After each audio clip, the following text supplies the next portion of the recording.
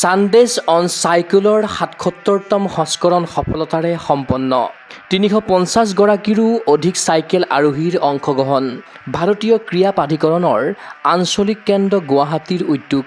Cycle ৰেলীৰ শুভাৰম্ভ কৰিলে মধ্য গুৱাহাটীৰ বিধায়ক বিজয় গুপ্তাই।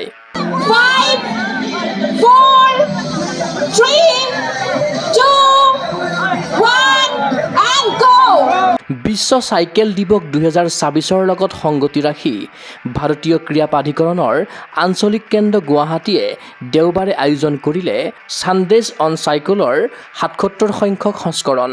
ফিট ইণ্ডিয়াৰ অধীনত অনুষ্ঠিত এই কাৰ্যসূচীত অংশগ্ৰহণ কৰিবলৈ পুৱাই অৰ্জুন ভোগেশ্বৰ বৰুৱা ক্ৰীড়া প্ৰকল্পৰ প্ৰাংগণলৈ আহিল বিভিন্ন বয়স গোটৰ চাইকেল আৰোহী।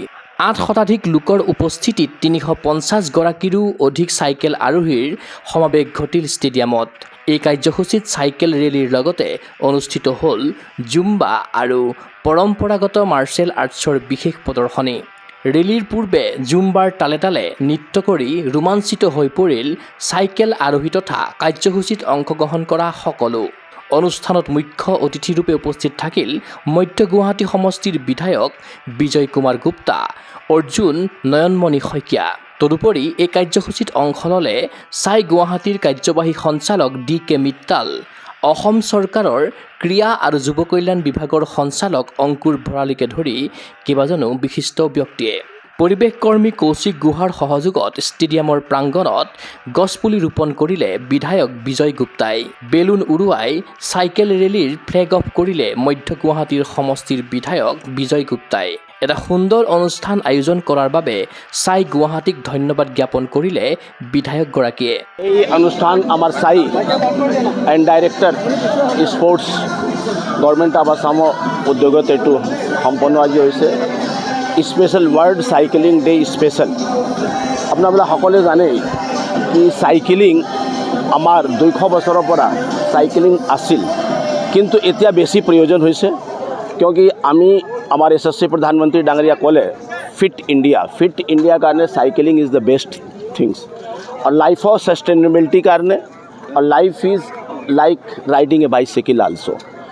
আমি যেতিয়া চাইকেল ইউজ কৰোঁ, প্ৰয়োগ কৰোঁ, আপুনি দেখা পায় কি আমাৰ যিটো কাৰ্ডিঅ'ভাস্কুলাৰ ছিষ্টেম আছে, আমাৰ মাছলছ আছে, সেইটো গ্ৰ'থ কৰে। তো this is fit for the health.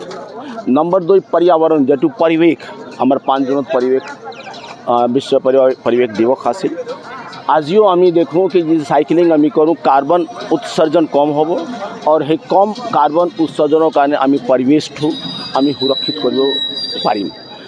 তাৰপিছতে আমি এইটো দেখা পাওঁ কি আমি ইজিলি এচেচেবল। আজি গাড়ী ঘোড়া কিনিলে বহুত পইচা লাগে, ডিজেলৰ দাম পেট্ৰলৰ দাম বঢ়ি আছে, অভাৱ আছে।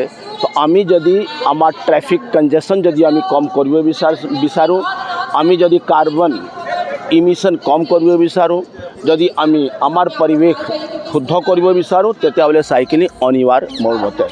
আৰু এইকাৰণে আজি এইটো খুব ভাল এটা অনুষ্ঠান।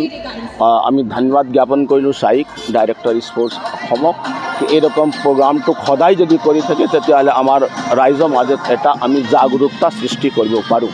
তো চবে আজি আহিল, ভাল লাগিল আৰু এইৰকম আমি আয়োজন ভৱিষ্যত কৰিম।